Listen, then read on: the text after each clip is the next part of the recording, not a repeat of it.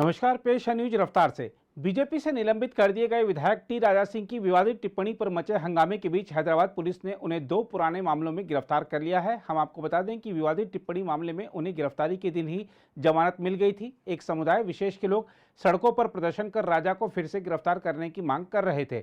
इसके बाद पुलिस ने राजा को गिरफ्तार कर लिया और बाद में उन्हें जेल भेज दिया गया।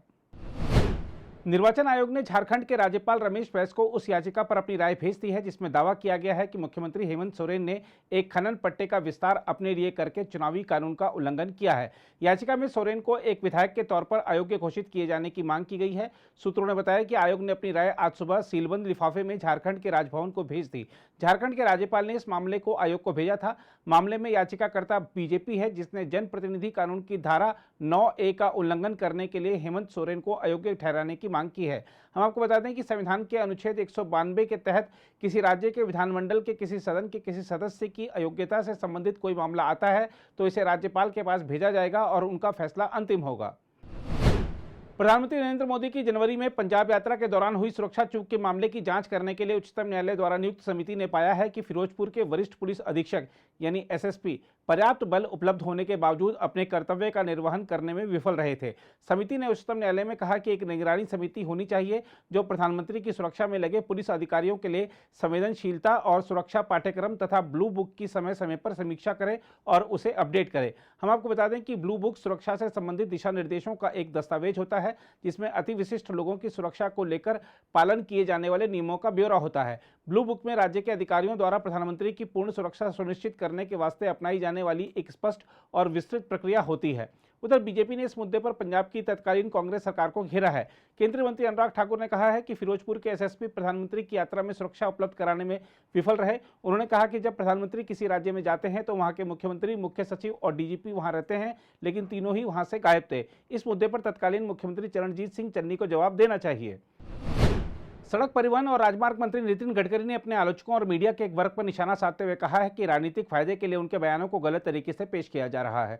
हम आपको बता दें कि अपने बयानों को लेकर अक्सर खबरों में रहने वाले गडकरी को पिछले सप्ताह बीजेपी संसदीय बोर्ड से हटा दिया गया था।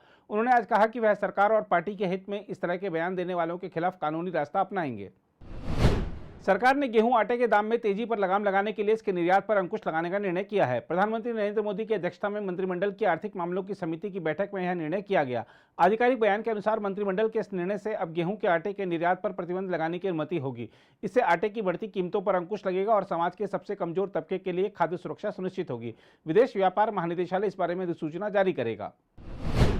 बीजेपी ने उत्तर प्रदेश सरकार के मंत्री भूपेंद्र चौधरी को पार्टी की प्रदेश इकाई का अध्यक्ष नियुक्त किया है। पार्टी की ओर से जारी एक आधिकारिक बयान में यह जानकारी दी गई है। बीजेपी के राष्ट्रीय महासचिव की ओर से जारी इस बयान में कहा गया है कि पार्टी के राष्ट्रीय अध्यक्ष जेपी नड्डा ने भूपेंद्र सिंह को उत्तर प्रदेश में पार्टी का अध्यक्ष नियुक्त किया है।